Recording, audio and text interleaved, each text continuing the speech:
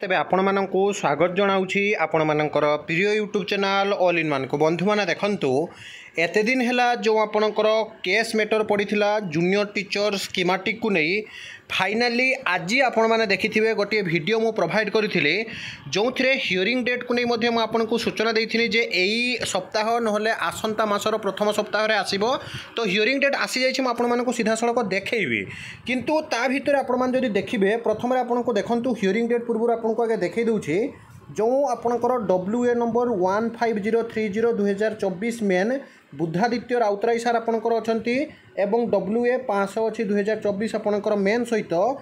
WA 16292/2024 WA 16651/2024 WA 16048/2024 जोटा आपणकर 727/2024 712/2024 740/2024। तो फाइनाली जूनियर टीचर स्कीमेटिक जो हियरिंग डेट वर्तमान समय आपंकर आसीगला एवं या खुशी खबर हुए तो पिलामानक किसी थाई न पारे कारण एते दिन है जो अपेक्षा करते जे केबे कनिष्ठ शिक्षक नियुक्ति मैटर समाधान हम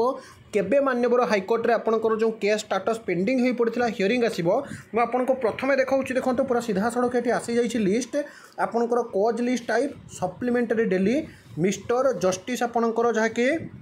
चक्रधारी आपणकर सिंह एवं जस्टिस आपणकर मुरहरी श्रीरमण जे कि आपणकर हियरिंग डेट रखिछन्ती 25/4/2024 आसंता काली फ्रेश एडमिशन आपणकर केस